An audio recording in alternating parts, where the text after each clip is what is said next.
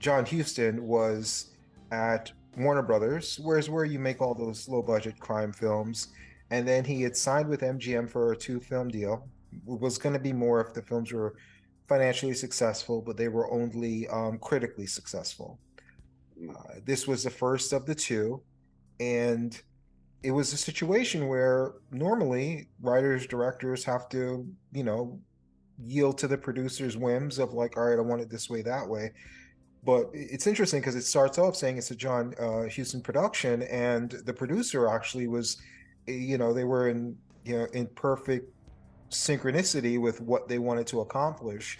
So this was a point where maybe he didn't have the power to say I have final cut, but because him and the producer were on the same page, it's a situation where they kind of did have final cut. He did have final cut in a way, and it's a typical, A-level effort from John Huston. A lot of his films deal with completing some kind of mission or some kind of quest, and in completion of that, these characters that you're following end up evolving, or they end up it ends up being a more of like a self them finding themselves rather than them actually accomplishing the mission.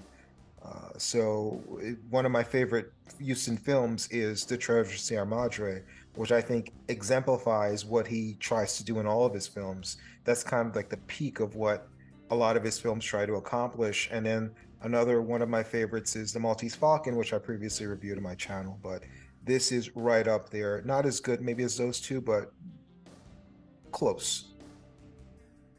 Yeah, those two, The Maltese Falcon and Treasure of Sierra Madre, those are two of my childhood movies, movies my dad showed me on TV. And I just love them. And, I think they're amazing. I think they're basically perfect movies. I can watch them anytime. The Asphalt Jungle, I don't know as well. I'm sure I saw it many, many years ago, but I could only remember vague things about it. I couldn't really remember any details. So that's one reason why I was looking forward to seeing it again now, because I really feel like I should know it better. And it is a good movie, but I'm not sure if I like it quite as much as those other two. Yeah. Yeah, this is interesting. I kind of had that same feeling as well. I'm like, I must have seen this movie before. And I went into it thinking, all right, this is like my second time seeing it. But as I'm watching, I'm like, I don't remember a single thing I'm watching on screen. Did I really see this movie before? You know?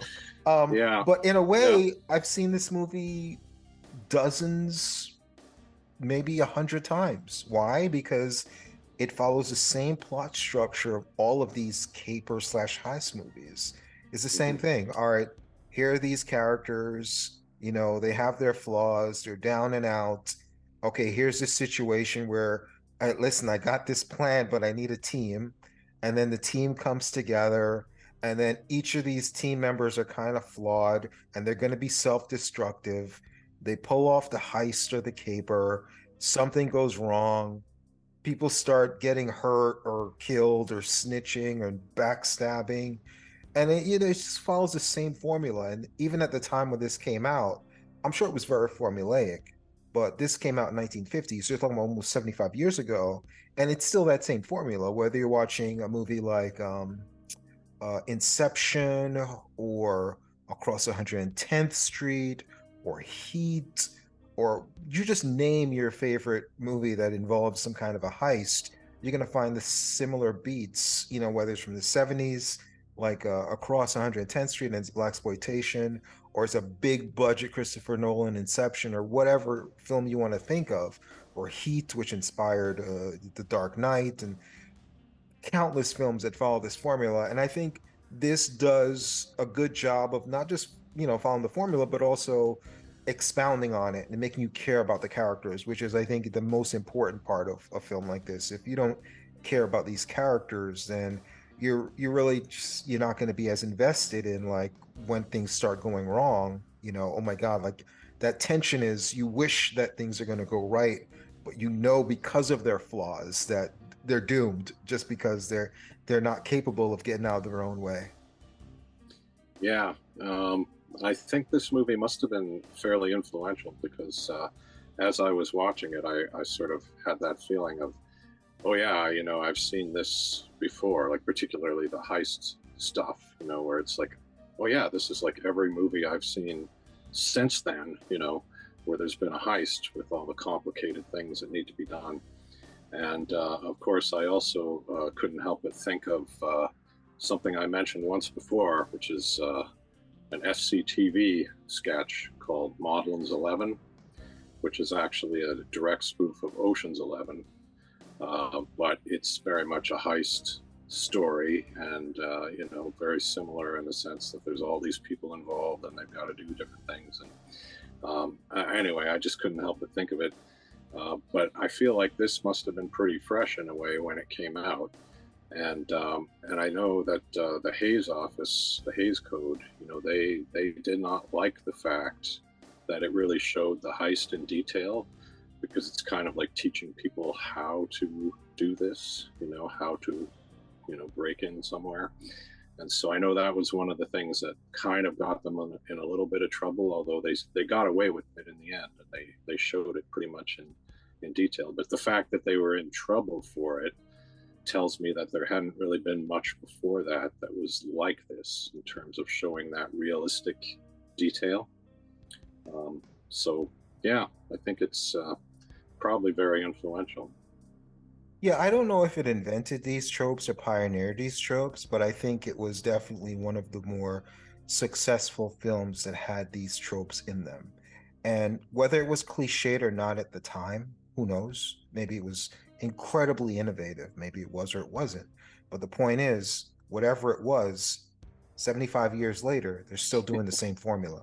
So even if you prefer any of those other films I mentioned or the Ocean's 11 films that you mentioned, more than this, you also have to take into consideration this movie was made several decades before those movies. And even if they're kind of comparable, that should tell you how good this movie is, that it would even be comparable as to movies made decades later that had a chance to study, perfect, retool that formula. And still, this movie is kind of on that level. So I think while myself and you, we don't maybe view it as highly as The Maltese Falcon and Treasure of Sierra Madre, which is no knock. Those are two of the greatest films ever made. I think part of the knock is that we can't say for sure how innovative this film is. And sometimes being the first can also be a knock on you, because then other people can then just try to do it better, you know? So sometimes if your biggest attribute is you're the first to do it, it doesn't really stand the test of time as if you were the more creative person. Even if you weren't the first one to do it, you executed it like, more creatively. So I think that's the only thing this film lacks. I mean, I think it's like a 9 out of 10. I think the thing that maybe has the Maltese Falcon and Treasure of Sierra Madre above those is there isn't as much creativity in as far as like the shot composition or certain execution aspects of it. I don't view it as highly artistic. I view it as incredibly well written, which is a given because John Huston's a great writer and that's his background. So it's going to be incredibly well written. The characters are well directed because John Huston's a great director. He's also an actor, so he knows how to work with actors. So it's incredibly well directed. The performances are great, and the script and the story is great. But I think the rest of it is just serviceable. Yeah, I agree. The performances are all excellent, and the characters are all really well drawn, very well written, very well directed. Um, I'm not sure in terms of the technical side of it, how good it is compared to the other films. I was mainly watching for the story, but I think that one of the things that I think he was going for was a little bit of that Italian neo-realism kind of thing that was going on, where it was kind of like he wanted it to be more realistic, more real, more gritty, I think, than the average Hollywood film at the time. And I think that's why we get some really interesting characters here, because they're not really, it's hard to say, are they good, are they bad? There's characters who have a real mix of qualities, and I think it does feel more real in a way than a lot of other Hollywood films of the day, or that came before this one. So I think he was going for that kind of neo-realist feel in a way, which might mean that you're not doing as fancy, in terms of camera work or whatever. Maybe, I don't know. I don't know if that's something he gave thought to or not, but just that kind of grittier, realistic feel, I think, was something he wanted for this film. Yeah. Yeah, I mean, it was innovative in terms of like there were a few crime films that were experimenting with doing on location shooting. It wasn't any of that like, oh my God, I really feel like I'm in the streets. I really feel dirty. I really feel like this shot is really cool. I really feel like, oh, the way they're telling this story is so different than other stories. I think all that other stuff is conventional, which is fine. It was intended to be like a B movie. The fact that we're even talking about it now is a small miracle. And again, I love this movie, but I think Mhm. everything you're mentioning is dealing with writing and directing, which is what is really good in this film, is the writing and the direction. And you mentioned that too, that the realism. There was a point where the one of the women were crying, and she removed her fake eyelashes. That's something that you would never think of, like like name a big time actress at the time, even allowing themselves to be in a position like Betty Davis or Audrey Hepburn or Katharine Hepburn. It's like, they have to look perfectly flawless. The idea that they would even have fake eyelashes is just like, oh, you gasp, like, no, those are her, she grew those, are hers, it's like, so I think that's part of the realism you're talking about is just a simple scene like that, things like that is really where it stands out. But Yeah. like I said, I mean, there's a lot to like about this movie. Sterling Hayden, not your typical lead, and I think you would say that's another thing. It's like, who is really the lead of this film? It's Hmm. very much an ensemble thing. You start off with like one character, you end with other characters. I guess Hayden is kind of the character that pulls it together, but there are large stretches of the film where he's either not in it or he's just kind of along for the ride in the scenes. Like he's not pushing the scene along, he's just kind of standing in the background, literally standing in the background of some of the bigger scenes in the film. So it's definitely storytelling wise, it's definitely follows a lot of the characters and a lot of the different journeys. And the fact that it was close to 2 hours long at a time, I guess this was 50, so it's around the time when films started expanding in length, and maybe some of the other studios did have longer films. But typically, you're talking about from the 30s to the 50s, where there wasn't a lot of films that had third acts. So kind of when the climax happened, the film ended. Especially with the action, crime, noir, gangster films, they generally ended, at the climax.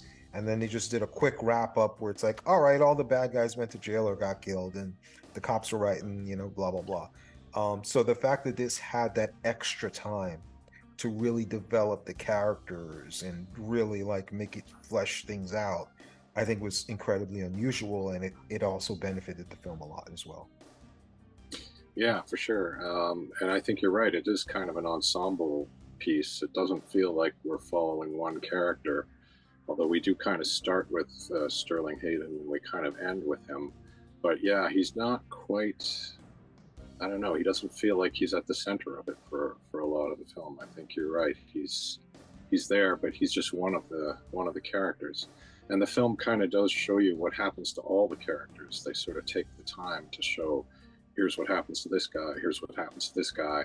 And in that way, it kind of takes me back again to Maudlin's 11, or I assume Ocean's 11, where, you see each character has their own kind of downfall. Um, you kind of see the tragedy or whatever of what happens to them all. But yeah, I do think it's definitely an ensemble piece.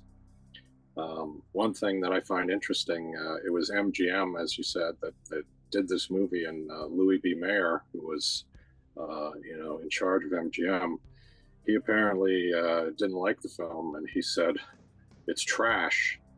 That asphalt pavement thing is full of nasty, ugly people doing nasty, ugly things. I wouldn't cross the street to see a picture like that." So that was his take on it. And I mean, I know what he means, because the characters are not all clearly good. Like, like the characters who are kind of good, there's also kind of negative sides to them. Like there are a lot of I guess it's human, really, is what it is. The characters are human. They all have kind of a dark side, or they do things that aren't so great. Um, so it's not like a movie with a clear hero, I guess, somebody that you can really admire.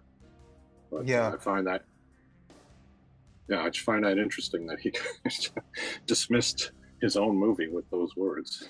yeah. I never heard that quote, but two things come to mind with that quote. Leave out that I wouldn't cross the street to see that movie. And that quote, aside from that, the end part, makes me want to watch. If I heard something about a movie, like I'd be like, where can I watch this movie? And how soon can I see it? He's actually selling the movie with a lot of what he's saying, aside from the fact to say he wouldn't cross the street to watch it. But that's an incredible quote. A. It, And yeah. B, there is a scene that kind of exemplifies that. And the scene that exemplifies that is one of the things I love most about the film, and one of the things I like the least about the film.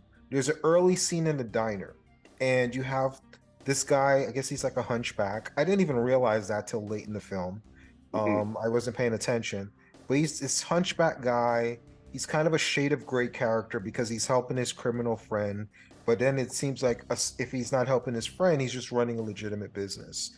And then you have he's this customer, this truck driver in the back who's just trying to leech and read magazines for free. And it's like, no, you buy that, put it down. I remember I was yelled at all the time as a kid because I had no money, but I tried to read these comic books, and you always be told, stop reading the book, either buy it or put it down. You can only look at the cover. So you have this guy Yeah. leeching, this truck driver leeching, and then here's this Sterling Hayden after he's just pissed off because he owes a gambling debt, and he's this degenerate gambler, and he has no money, and he's down on his luck. He's in there like moping around. And then you have this cat eating on top of the counter where they're serving food.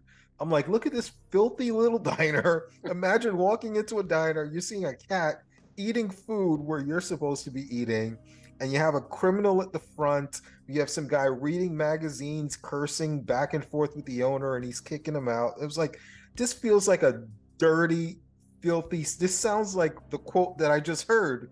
The only thing missing, again, that's what I loved about it.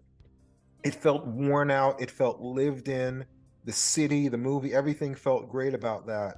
The thing that I liked the least about this film is that I didn't really feel pulled into the scene because it was just this one flat shot, and it was just almost like a stage play. There wasn't any cutting in between. There wasn't any close-ups of like the dirty counter or the cat eating. Nothing was emphasized with the shot composition. It was just this one flat shot.